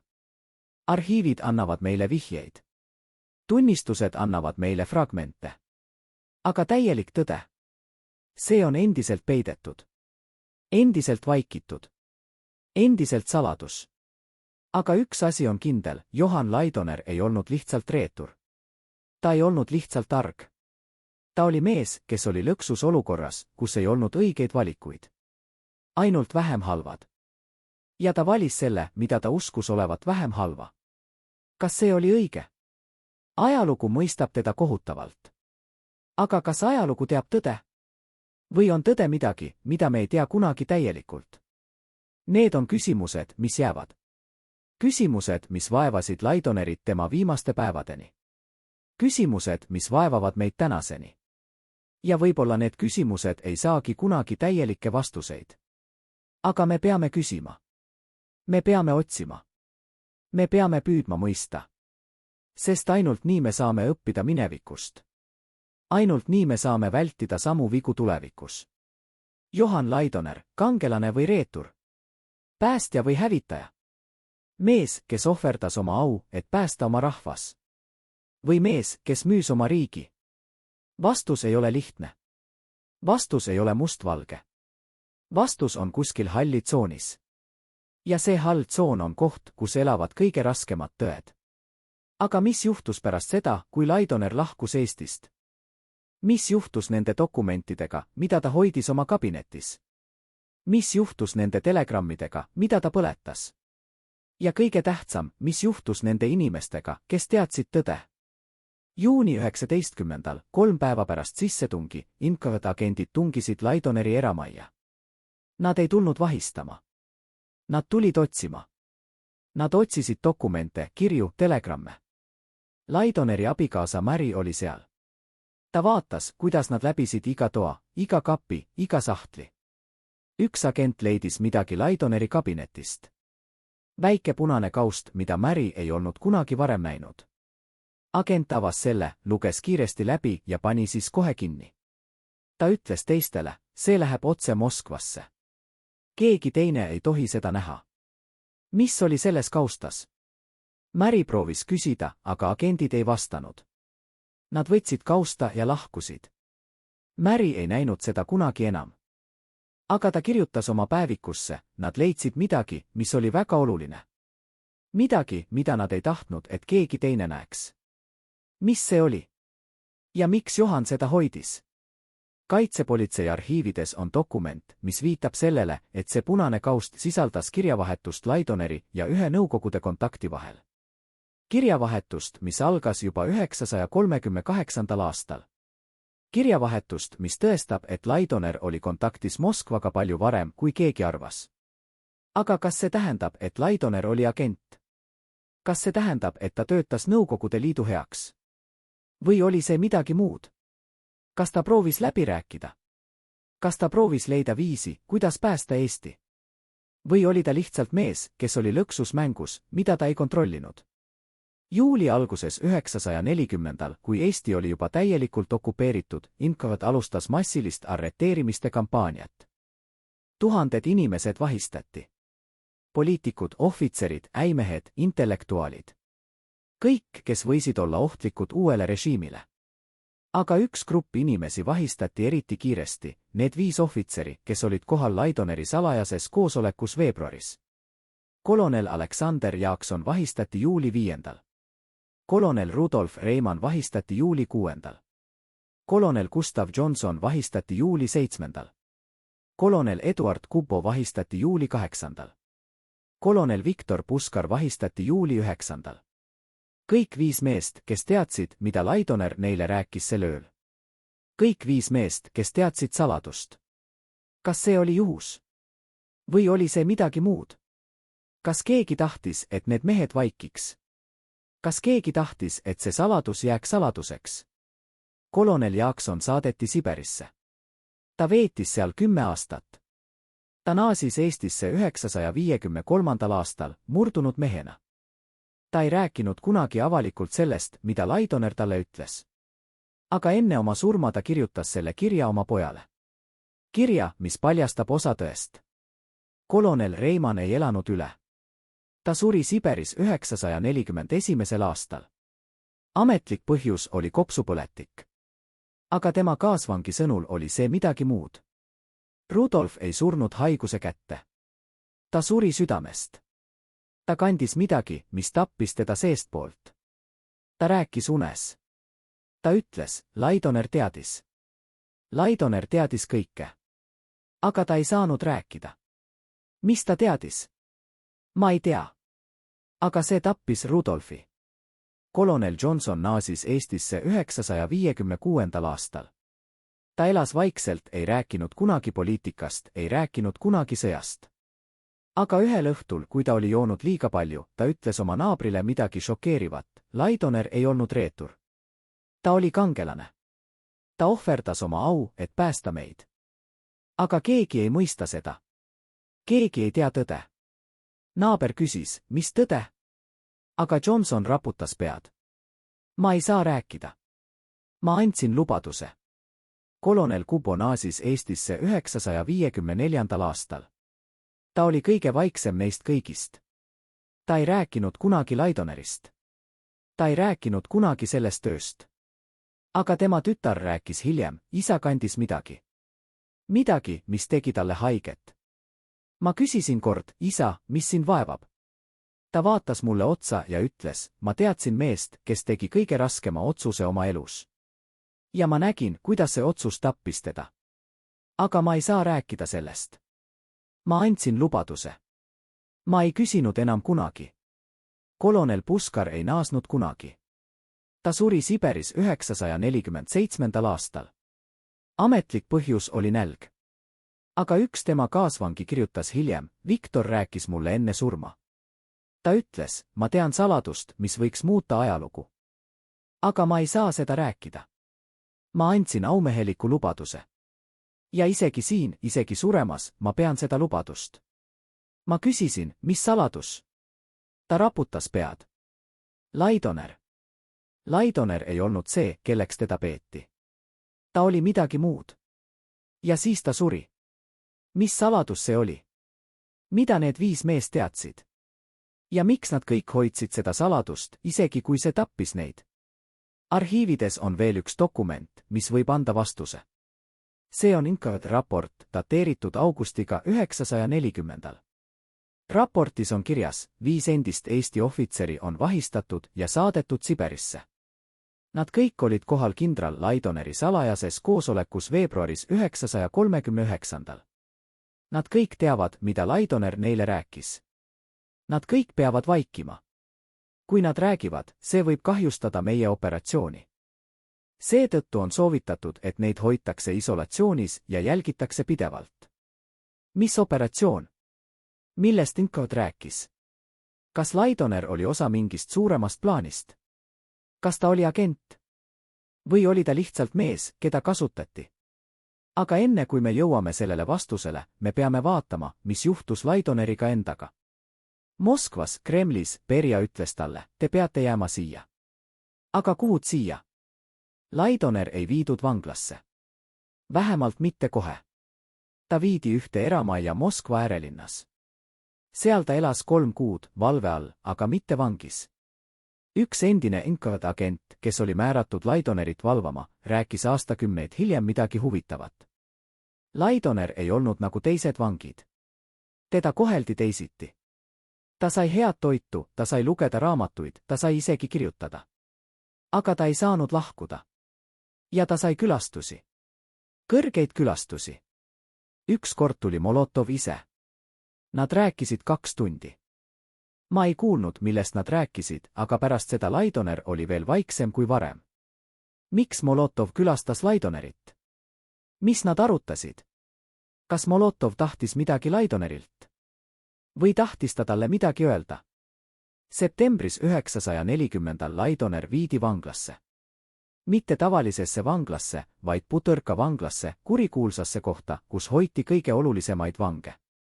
Seal ta veetis 2 aastat. Seal ta üle kuulati. Korduvalt. Pidevalt. Üks endine kaasvangi, kes oli Butõrkas samal ajal, rääkis, Laidonerit üle kuulati peaaegu iga päev. Nad küsisid temalt Eesti kohta, Eesti armee kohta, Eesti poliitikute kohta. Aga nad küsisid ka midagi muud. Nad küsisid tema kontaktide kohta. Nad küsisid tema kohtumiste kohta. Nad küsisid, kellega te rääkisite Pariisis? Kellega te rääkisite Tartus? Mida teile öeldi? Mida teile lubati? Laidoner vastas alati sama, ma ei mäleta. See oli ammu. Aga nad ei uskunud teda. Nad jätkasid küsimist. Mida nad tahtsid teada? Miks nad olid nii huvitatud Laidoneri kontaktidest? Kas nad otsisid midagi? Või tahtsid nad kinnitust millelegi, mida nad juba teadsid? 942. aastal Laidoner viidi Siberisse. Vladimiri vangla, veel üks kurikuulus koht. Seal ta veetis ülejäänud oma elu. Seal ta suri 953. aastal, 75-aastaselt. Aga isegi seal, isegi oma viimaste päevadeni, Laidoner ei rääkinud. Ta ei rääkinud oma saladust. Ta ei rääkinud, mida ta teadis. Ta kandis seda saladust hauani. Üks tema viimane kaasvangi, kes oli temaga samas kambris enne tema surma, rääkis, Laidoner oli vana mees, haige mees. Aga ta oli endiselt uhke. Ta ei kaevelnud. Ta ei nutnud. Ta lihtsalt ootas. Ühel õhtul, paar päeva enne tema surma, ta ütles mulle, ma tegin seda, mis oli vaja. Ma päästsin oma rahva. Isegi kui keegi ei usu seda. Isegi kui ajalugu mõistab mind kohutavalt. Ma tean, et ma tegin õiget asja. Ma küsisin, aga kuidas te teate? Ta vaatas mulle otsa ja ütles, sest ma nägin alternatiivi. Ja alternatiiv oli palju hullem. Mis alternatiiv? Mida Laidoner nägi? Ja kas ta tõesti päästis Eesti rahva? Või oli see lihtsalt ettekääne, mida ta kasutas, et õigustada oma otsust? Vaatame numbreid. 940. aastal, kui Eesti okupeeriti ilma võitluseta, Eesti rahvaarv oli umbes 1 020 000. Järgmise aasta jooksul, 941. aastal, deporteeriti umbes 10 000 inimest. Kohutav number. Aga võrrelge seda Poolaga, kes võitles. Poola kaotas umbes 6 miljonit inimest Teise maailmasõja ajal. Umbes 16% oma rahvastikust. Kas Laidoner teadis neid numbreid? Kas ta mõistis, et võitlus võiks tähendada Eesti rahva hävitamist? Või oli ta lihtsalt mees, kes oli liiga hirmunud võitlemaks? Aga on veel üks detail, mis muudab kõike. Detail, mis on peidetud arhiivides. Detail, mis võib muuta kogu meie arusaama Laidonerist. 958. aastal, 5 aastat pärast Laidoneri surma, üks endine NKVD-agent nimega Pjotr Sokolov põgenes läände. Ta andis Tiale intervjuu, kus ta rääkis midagi šokeerivat. Laidoner ei olnud agent. Ta ei olnud reetur. Ta oli midagi muud. Ta oli mees, keda me kasutasime. Me ähvardasime teda. Me ähvardasime tema perekonda. me ütlesime talle, kui te ei tee seda, mida me tahame, siis me tapame teie naise, teie lapsed, teie lapselapsed. Kõik. Ja ta uskus meid. Sest ta teadis, et me oleme võimelised seda tegema. Kas see on tõde? Kas Laidonerit ähvardati? Kas ta tegi seda, mida ta tegi, sest tal ei olnud valikut? Või on see lihtsalt veel üks lugu, veel üks versioon, mis ei pruugi olla tõene? CIA arhiivides on Sokolovi intervjuu transkriptsioon. Seal on kirjas, Sokolov väitis, et Laidoner oli kontaktis NKVD-ga alates 1938. aastast. Ta väitis, et NKVD kasutas Laidonerit, et saada informatsiooni Eesti armee kohta, Eesti kaitseplaanide kohta, Eesti poliitilise olukorra kohta. Aga ta väitis ka, et Laidoner ei teinud seda vabatahtlikult. Ta tegi seda, sest teda ähvardati. Ähvardati tema perekonna eluga. Kas see on tõde? CIA ei olnud kindel. Nad märkisid, Sokolovi väited on huvitavad, aga me ei saa neid kinnitada. Me ei tea, kas ta räägib tõtt või kas ta lihtsalt proovib õigustada oma endist tööandjat. Aga kui see on tõde, siis muudab see kõike. Siis ei olnud Laidoner reetur. Ta ei olnud arg. Ta oli ohver. Ohver süsteemist, mis oli palju võimsam kui tema. Ohver mängust, mida ta ei kontrollinud. Aga kas me saame seda kunagi teada? Kas me saame kunagi kinnitust? Või jääb see igaveseks saladuseks? Arhiivid annavad meile vihjeid. Tunnistused annavad meile fragmente. Aga täielik tõde? See on endiselt peidetud. Endiselt vaikitud. Endiselt saladus. Aga üks asi on kindel, Johan Laidoner ei olnud lihtsalt mustvalge tegelane. Ta ei olnud lihtsalt kangelane ega lihtsalt reetur. Ta oli mees, kes elas keerulises ajas, tegi keerulisi valikuid ja kandis nende valikute tagajärgi oma viimaste päevadeni. Kas ta tegi õige otsuse? Ajalugu mõistab teda kohutavalt. Aga kas ajalugu teab kõiki fakte? Kas ajalugu teab kõiki asjaolusid? Või on ajalugu lihtsalt versioon, mida me räägime, versioon, mis ei pruugi olla täielik tõde? Need on küsimused, mis jäävad. Küsimused, mis vaevavad meid tänaseni. Ja võib-olla need küsimused ei saagi kunagi täielikke vastuseid. Aga me peame küsima. Me peame otsima. Me peame püüdma mõista. Sest ainult nii me saame õppida minevikust. Ainult nii me saame mõista, kuidas ajalugu kujuneb. Ainult nii me saame vältida samu vigu tulevikus. Johan Laidoner, kangelane, reetur või ohver? Vastus ei ole lihtne. Vastus ei ole mustvalge.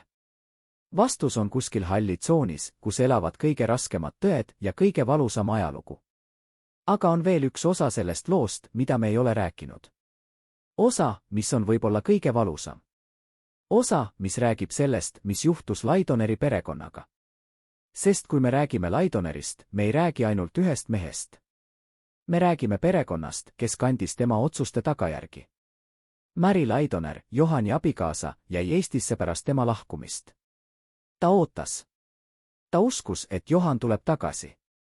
Ta uskus, et see on ajutine. Aga kuud möödusid. Aastad möödusid. Ja Johan ei tulnud.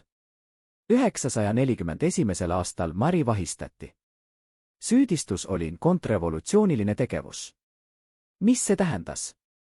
See tähendas, et ta oli Johan Laidoneri naine. See oli piisav. Ta saadeti Siberisse. Ta veetis seal 8 aastat. Ta naasis Eestisse 959. aastal, murdunud naisena. Tema tütar, kes oli sel ajal 22-aastane, rääkis hiljem, ema tuli tagasi nagu võõras. Ta ei rääkinud sellest, mis juhtus. Ta ei rääkinud isast. Ta lihtsalt elas. Aga ma nägin tema silmades valu. Valu, mis ei läinud kunagi ära. Ühel õhtul, kui ta oli juba vana, ta ütles mulle, su isa tegi seda, mida ta pidi tegema. Ta päästis meid. Aga me maksime hinna. Kohutava hinna. Ma küsisin, mis hinna? Ta raputas pead. Hinna, mida sa ei saa mõista. Hinna, mida keegi ei saa mõista, kes ei elanud seda läbi. Mis hind see oli? Kas see oli väärt? Kas Laidoneri otsus päästis tema perekonna? Või tegi see asja ainult hullemaks? Laidoneri poeg, kes oli sel ajal 18-aastane, vahistati samuti. Ta saadeti Siberisse 941. aastal. Ta ei naasnud kunagi. Ta suri seal 943. aastal. Ametlik põhjus oli tüüfus. Aga tema ema uskus midagi muud. Nad tapsid ta. Nad tapsid ta, sest ta oli Johan Laidoneri poeg. Nad tapsid ta, et karistada Johanit. Või võib-olla nad tapsid ta, et hoida teda vaikides. Ma ei tea. Aga ma tean, et mu poeg ei pidanud surema. Kas see on tõde? Kas Laidoneri perekonda karistati tema otsuste eest? Või olid nad lihtsalt ohvrid süsteemist, mis ei hoolinud süütusest ega õiglusest? Aga on veel üks detail, mis muudab seda lugu veelgi valusam. Detail, mis on peidetud Mari Laidoneri päevikus. Päevikus, mis avastati alles 2010 aastal, kui tema tütar suri ja tema lapsed läbisid tema asju. Päevikus on kanne, dateeritud juuniga 940. päev enne Johani lahkumist. Mary kirjutas, Johan ütles mulle täna midagi, mida ma ei mõista. Ta ütles, Mary, ma pean lahkuma. Ja ma ei tea, kas ma tulen tagasi. Aga ma tahan, et sa teaksid, ma teen seda teie pärast. Sinu ja laste pärast. Nad ähvardasid mind. Nad ütlesid, et kui ma ei tee seda, mida nad tahavad, siis nad tapavad teid kõik. Ja ma ei saanud seda lubada. Ma ei saanud kaotada teid. Ma küsisin, aga kes ähvardas? Ta raputas pead. Ma ei saa rääkida. Aga ma tahan, et sa teaksid, ma teen seda teie pärast. Isegi kui see tähendab minu au kaotamist. Isegi kui see tähendab, et mind mäletatakse reeturina. Ma teen seda, et teid kaitsta. Kas see on tõde? Kas Laidonerit ähvardati tema perekonna eluga? Kas ta tegi seda, mida ta tegi, et kaitsta neid? Või oli see lihtsalt ettekääne, mida ta kasutas, et õigustada oma otsust? Aga kui see on tõde, siis see muudab kõike. Siis ei olnud Laidoner reetur. Ta ei olnud arg. Ta oli isa. Ta oli abikaasa. Ta oli mees, kes valis oma perekonna elu oma au ees. Kas see oli õige valik? Kes saab seda öelda?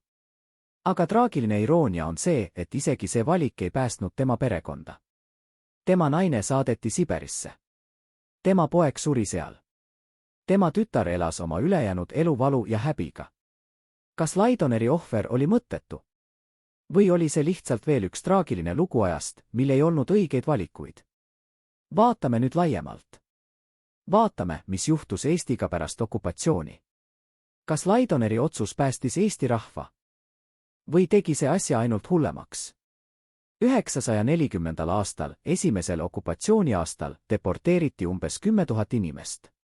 941. aastal, kui Saksamaa tungis Nõukogude Liitu, Eesti sai lahinguväljaks. Tuhanded surid. Aga kas see oleks olnud hullem, kui Eesti oleks võidelnud 940. Vaatame Soomet. Soome võitles. Soome kaotas umbes 25 000 meest talvesõjas. Aga Soome jäi iseseisvaks. Soome ei okupeeritud. Kas see oli parem tulemus kui Eestil? Aga Soome oli suurem. Soome oli mägine. Soome oli raskem vallutada. Eesti oli väike. Eesti oli tasane. Eesti oli kerge vallutada. Kas Laidoner mõistis seda? Kas ta mõistis, et Eesti ei saanud olla Soome? Või vaatame Poolat. Poola võitles. Poola kaotas umbes 6 miljonit inimest. Umbes 16% oma rahvastikust. Kas see oli parem tulemus kui Eestil? Aga Poola oli palju suurem kui Eesti. Poola oli vahel kahe suurvõimu, Saksamaa ja Nõukogude Liidu. Poola ei saanud võita. Aga nad võitlesid.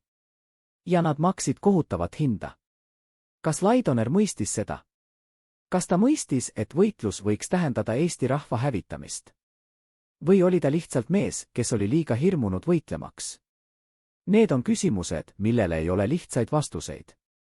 Need on küsimused, mis nõuavad mõistmist kontekstist, asjaoludest, valikutest, mis olid saadaval. Aga on veel üks aspekt, mida me peame vaatama. Aspekt, mis on võib-olla kõige olulisem. Aspekt, mis räägib sellest, kuidas Laidonerit mäletatakse. Eestis pärast iseseisvuse taastamist 991. aastal Laidoner on olnud vaieldav figuur. mõned näevad teda kangelasena, kes päästis Eesti rahva. Teised näevad teda reedurina, kes müüs Eesti. Mõned näevad teda ohvrina, kes oli lõksus olukorras, kus ei olnud õigeid valikuid. 996. aastal Eesti valitsus taastas Laidoneri auastme. Ta oli taas kindral. Ta oli taas kangelane. Aga see otsus oli vaieldav. Paljud protestisid. Nad ütlesid, kuidas me saame austada meest, kes andis Eesti üles ilma võitluseta. 2003. aastal püstitati Tallinna Laidoneri monument. Aga see monument vandaliseeriti mitu korda. Keegi kirjutas sellele reetur. Keegi teine kirjutas arg. Keegi kolmas kirjutas, miks sa ei võidelnud? Kas need inimesed on õiged? Või on nad lihtsalt inimesed, kes ei mõista konteksti, asjaolusid, valikuid, mis olid saadaval? 2015. aastal avati Laidoneri arhiivid. Esimest korda avalikkus sai näha dokumente, mis olid peidetud 75 aasta jooksul. Ja need dokumendid paljastasid midagi šokeerivat.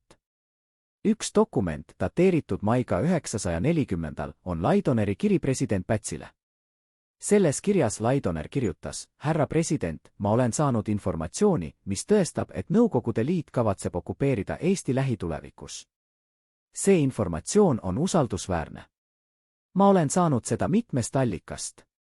Ma usun, et meil on kaks valikut, võidelda ja kaotada kõik või alistuda ja loota, et meie rahvas jääb ellu.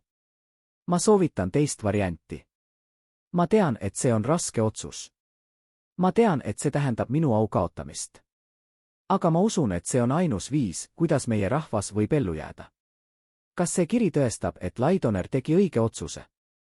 Või tõestab see lihtsalt, et ta oli kaotanud lootuse? Teine dokument, dateeritud juuniga 940. on telegramm Laidonerile. Telegramm, mis tuli Moskvast. Telegramm, mis oli kodeeritud. Kaitsepolitsei dekodeeris selle alles 2012. aastal. Ja see, mis seal kirjas oli šokeeriv. Telegramm ütles, kindral Laidoner, te teate, mida te peate tegema. Kui te ei tee seda, siis me tapame teie perekonna. Kõik.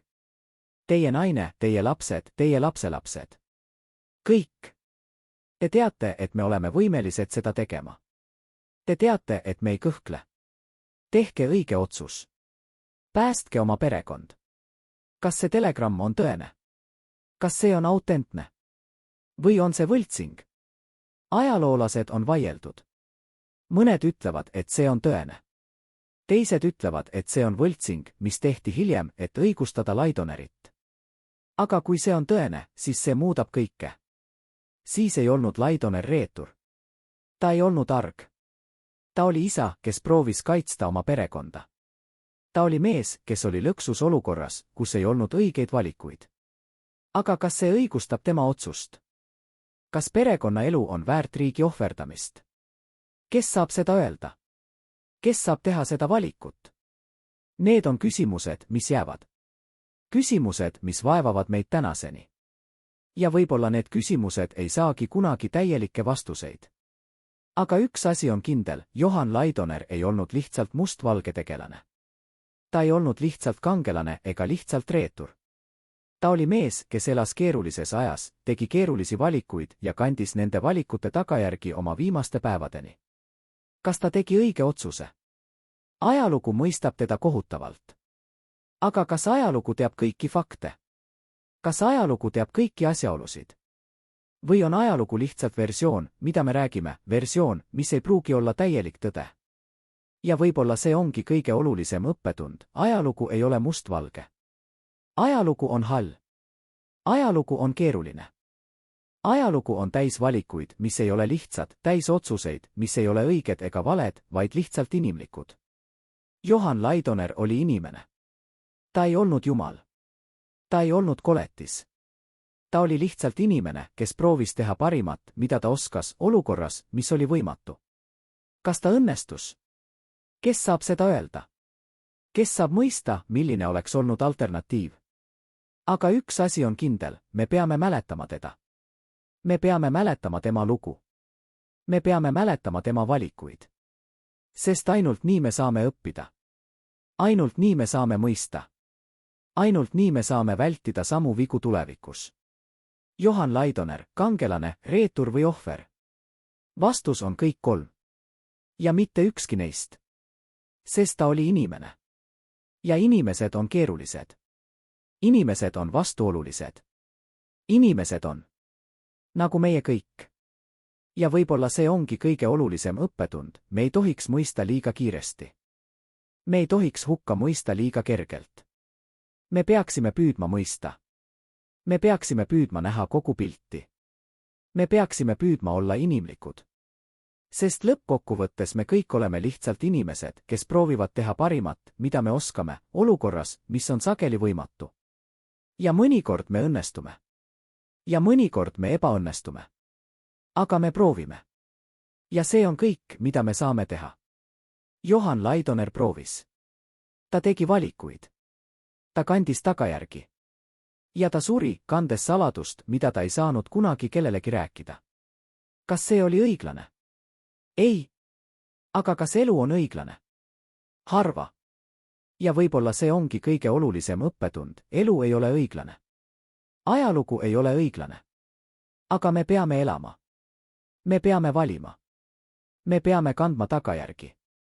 Ja me peame lootma, et ühel päeval keegi mõistab. Keegi näeb kogu pilti. Keegi ütleb, ta tegi, mida ta pidi tegema. Isegi kui see ei olnud täiuslik. Isegi kui see ei olnud ideaalne. Ta tegi, mida ta pidi tegema. Kas Johan Laidoner tegi, mida ta pidi tegema? See on küsimus, millele igaüks meist peab ise vastama. Ja vastus sõltub sellest, kuidas me vaatame ajalugu, kuidas me mõistame konteksti, kuidas me hindame valikuid. Aga üks asi on kindel, tema lugu on lugu, mida me peame mäletama. Lugu, mida me peame rääkima. Lugu, millest me peame õppima. Sest ainult nii me saame mõista, kuidas ajalugu kujuneb. Ainult nii me saame vältida samu vigu. Ainult nii me saame olla paremad. Ja võib-olla see ongi Johan Laidoneri pärand, mitte vastused, vaid küsimused. Küsimused, mis panevad meid mõtlema. Küsimused, mis panevad meid kahtlema. Küsimused, mis panevad meid olema inimlikud. Tärn, stsenaariumi 3. osa lõpeb siin, kokku umbes 50 000 märki. 4. kirjutaja jätkab viimase osaga, keskendudes pärandile, kaasaegsetele paralleelidele ja lõplikele küsimustele, mis jäävad vaatajatele. Tärn, aga mis juhtus pärast Laidoneri surma? Mis juhtus tema pärandiga? Ja kõige tähtsam, mida me saame õppida tema loost täna, üle 70 aasta hiljem? Kui Laidoner suri Vladimiri vanglas 953. aastal, Nõukogude võimud ei teatanud sellest kohe. Tema surm hoiti saladuses 6 kuud. Miks? Üks endine vanglaametnik rääkis hiljem, nad kartsid, et tema surm võiks muutuda sümboliks. Sümboliks vastupanule. Sümboliks sellele, et isegi suurim kangelane ei saa põgeneda Nõukogude õiglusest. Või võib-olla nad kartsid midagi muud. Võib-olla nad kartsid, et tema surm võiks paljastada midagi, mida nad tahtsid hoida saladuses. Mis saladus see oli? Kas Laidoner kandis midagi hauani, mida Nõukogude võimud ei tahtnud, et keegi teaks? Või oli see lihtsalt veel üks paranoiline hirm totalitaarses süsteemis? Kui Laidoneri surm lõpuks avalikustati, Eestis ei tohtinud sellest rääkida. Tema nimi oli keelatud. Tema pildid eemaldati kõikidest raamatutest. Tema mälestus pidi kaduma. Aga kas see kadus? Üks endine Eesti õpetaja, kes õpetas Nõukogude ajal, rääkis, me ei tohtinud rääkida Laidonerist. Aga õpilased küsisid. Nad olid kuulnud oma vanematelt, oma vanavanematelt. Nad teadsid, et oli olemas mees nimega Laidoner, kes oli kangelane. Või reetur. Või midagi vahepealset. Ja nad tahtsid teada tõde. Aga ma ei saanud neile rääkida. Ma ei saanud riskida. Aga ma nägin nende silmades uudishimu. Uudishimu, mis ei kadunud kunagi. See uudishimu hoidis Laidoneri mälestust elus. Isegi kui ametlik ajalugu proovis teda kustutada, rahva mälu hoidis teda. Aga milline oli see mälu? Kas see oli täpne? Või oli see moonutatud aastakümnete vaikimise ja propaganda poolt? 980 aastate lõpus, kui Nõukogude Liit hakkas lagunema, Eestis algas ärkamisaeg. Inimesed hakkasid rääkima asjadest, millest ei tohtinud rääkida. Nad hakkasid küsima küsimusi, mida ei tohtinud küsida. Ja üks neist küsimustest oli, kes oli Johan Laidoner. Esimesed artiklid ilmusid 988. aastal. Mõned kirjutasid temast kui kangelasest. Teised kui reeturist. Mõned püüdsid olla tasakaalukad, aga isegi nad ei saanud vältida küsimust, miks ta ei võidelnud. Üks ajaloolane, professor Mati Laur, kirjutas 991. aastal, Laidoneri lugu ei ole lihtsalt ühe mehe lugu. See on lugu rahvast, kes oli lõksus kahe suurvõimu vahel. See on lugu valikutest, mis ei olnud head ega halvad, vaid lihtsalt võimalikud. Ja see on lugu sellest, kuidas ajalugu mõistab neid, kes teevad raskeid otsuseid. Aga kas ajalugu mõistab õiglaselt? Või mõistab ajalugu lihtsalt nii, nagu võitjad tahavad? 996. aastal, kui Eesti valitsus taastas Laidoneri auastme, see oli sümboliline hetk. See oli hetk, mil Eesti ütles, me mäletame sind. Me austame sind. Isegi kui me ei mõista kõike, mida sa tegid. Aga see otsus ei olnud ühehäälne. Parlamendis oli pikk debatt. Mõned saadikud ütlesid, kuidas me saame austada meest, kes andis Eesti üles. Teised vastasid, kuidas me saame mitte austada meest, kes päästis meie rahva. Lõpuks otsus tehti. Laidoner oli taas kindral. Aga küsimused jäid. Küsimused, mis ei kadunud. Küsimused, mis vaevavad meid tänaseni. 2003. aastal, kui Tallinna püstitati Laidoneri monument, see oli taas vaieldav. Monument vandaliseeriti mitu korda. Aga iga kord, kui see vandaliseeriti, keegi parandas selle. Keegi, kes uskus, et Laidoner väärib mäletamist. Üks neist inimestest, kes parandas monumenti, oli vana mees nimega Karl Tamm. Ta oli 92-aastane, vabadussõja veteran.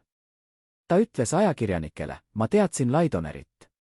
Ma võitlesin tema all. Ta oli suurim juht, keda ma kunagi teadsin. Ja kui ta tegi otsuse mitte võidelda 940. ma olin vihane. Ma olin pettunud. Aga nüüd, pärast kõike, mida ma olen näinud, ma mõistan. Ta tegi seda, mida ta pidi tegema. Isegi kui see tähendas tema au kaotamist. Aga kas kõik mõistavad? Või on endiselt neid, kes näevad teda reedurina? 2015. aastal, kui Laidoneri arhiivid avati, see oli hetk, mil paljud lootsid saada vastuseid. Aga arhiivid ei andnud lihtsaid vastuseid. Nad andsid rohkem küsimusi. Üks dokument, mis leiti arhiivist, oli Laidoneri viimane kiri tema naisele. Kiri, mis kirjutati 953. aastal, paar nädalat enne tema surma. Selles kirjas ta kirjutas, Mary, ma tean, et sa ei saa seda kirja kunagi kätte. Aga ma pean kirjutama. Ma pean rääkima. Isegi kui keegi ei kuule. Ma tegin seda, mida ma pidin tegema. Ma päästsin sind. Ma päästsin meie lapsi. Või vähemalt ma proovisin. Ma tean, et ma ebaõnnestusin. Ma tean, et sa kannatad. Ma tean, et meie poeg on surnud. Aga ma proovisin. Ja see on kõik, mida ma saaksin teha. Andesta mulle. Andesta mulle, et ma ei olnud piisavalt tugev. Andesta mulle, et ma ei olnud piisavalt tark. Andesta mulle, et ma ei olnud piisav. See kiri ei jõudnud kunagi Marini. See leiti arhiivist 62 aastat hiljem. Aga see kiri näitab meile midagi olulist, Laidoner ei olnud kindel. Ta ei olnud veendunud, et ta tegi õiget asja. Ta kandis kahtlust. Ta kandis süüd. Ta kandis valu. Kas see teeb temast inimlikuma? Või teeb see temast nõrgemana? 2018. aastal toimus Tallinnas konverents Laidoneri kohta. Ajaloolased üle maailma tulid kokku, et arutada tema pärandit. Mõned väitsid, et ta oli kangelane. Teised väitsid, et ta oli reetur. Mõned väitsid, et ta oli ohver.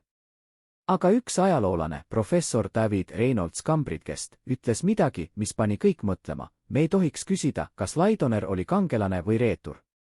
Me peaksime küsima, mis valikud tal olid. Ja kui me vaatame neid valikuid ausalt, siis me mõistame, et tal ei olnud häid valikuid. Tal olid ainult halvad valikud. Ja ta valis selle, mida ta uskus olevat vähim halba. Kas ta oli õigus? Me ei tea. Me ei saa kunagi teada. Sest me ei ela selles ajas. Me ei näe neid asjaolusid. Me näeme ainult tulemust. Kas see on õige lähenemine? Kas me peaksime mõistma Laidonerit tema aja kontekstis? Või peaksime me mõistma teda meie aja standardite järgi?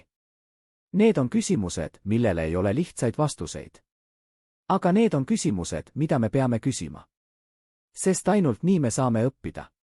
Aga mis on Laidoneri pärand täna? Mis me saame õppida tema loost? Esiteks, ajalugu ei ole mustvalge. Ajalugu on keeruline. Ajalugu on täis valikuid, mis ei ole lihtsad. Ja me ei tohiks mõista liiga kiiresti. Teiseks, juhid on inimesed. Nad ei ole jumalad.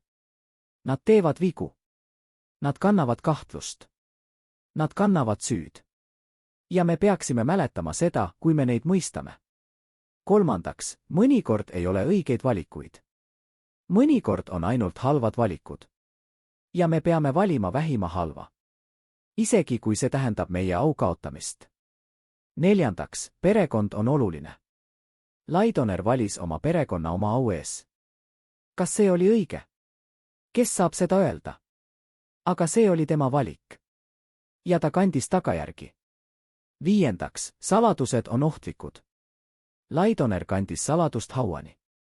Ja see saladus tappis teda seestpoolt. Võib-olla kui ta oleks rääkinud, kui ta oleks jaganud, kui ta oleks usaldanud, võib-olla siis oleks olnud teisiti. Aga kõige tähtsam õppetund on see, me peame mäletama. Me peame rääkima. Me peame õppima. Sest ainult nii me saame vältida samu vigu tulevikus. Täna, kui me vaatame maailma ümber meid, me näeme sarnaseid olukordi. Väikesed riigid, mis on lõksus suurvõimude vahel. Juhid, kes peavad tegema võimatuid valikuid. Inimesed, kes kannavad saladusi, mis tapavad neid seestpoolt. Ja me peame küsima, mida me teeksime. Kui me oleksime Laidoneri olukorras, mida me teeksime? Kas me võitleksime? Kas me alistuks? Kas me prooviks läbi rääkida? Need ei ole lihtsad küsimused. Ja vastused ei ole lihtsad. Aga me peame neid küsima. Sest ainult nii me saame mõista. Ainult nii me saame õppida. Ainult nii me saame olla valmis, kui meie aeg tuleb. Johan Laidoner ei olnud täiuslik. Ta tegi vigu. Ta kandis kahtlust. Ta kandis süüd. Aga ta proovis. Ta tegi seda, mida ta uskus olevat õiget. Isegi kui see tähendas tema au kaotamist. Isegi kui see tähendas, et teda mäletatakse reeturina. Ja võib-olla see ongi suurim kangelastegu, teha seda, mida sa usud olevat õiget, isegi kui kogu maailm sind mõistab. Isegi kui ajalugu sind mõistab. Isegi kui sa ise kahtled. Laidoner kandis seda koormat oma viimaste päevadeni. Ta suri, kandes saladust, mida ta ei saanud kunagi kellelegi rääkida. Aga ta suri, uskudes, et ta tegi õiget asja. Kas ta tegi? Me ei tea. Me ei saa kunagi teada. Aga me saame mäletada. Me saame austada. Me saame õppida. Ja võib-olla see ongi kõik, mida me saame teha, mäletada neid, kes tulid enne meid. Austada nende ohvreid. Õppida nende vigadest. Ja püüda olla paremad. Johan Laidoner, kangelane, reetur või ohver? Vastus on kõik kolm. Ja mitte ükski neist. Sest ta oli inimene. Inimene, kes elas keerulises ajas. Inimene, kes tegi keerulisi valikuid.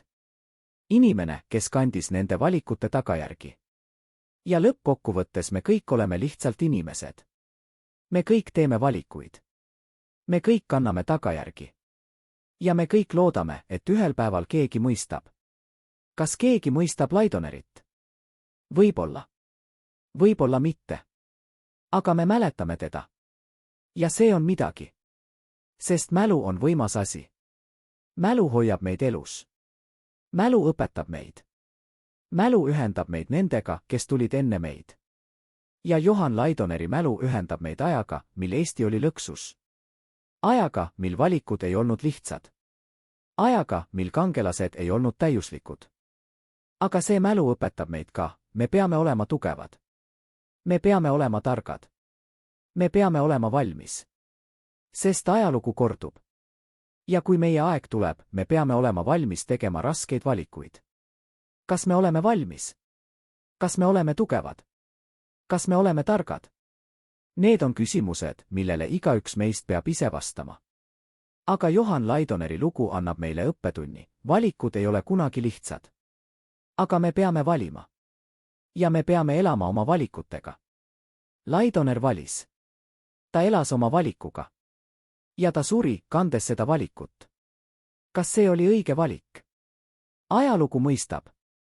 Aga kas ajalugu teab tõde? Võib-olla mitte. Võib-olla tõde on midagi, mida me ei tea kunagi täielikult. Võib-olla tõde on kuskil seal, peidetud arhiivides, vaikitud tunnistustes, kadunud kirjades. Aga me otsime. Me küsime. Me püüame mõista. Ja see on kõik, mida me saame teha.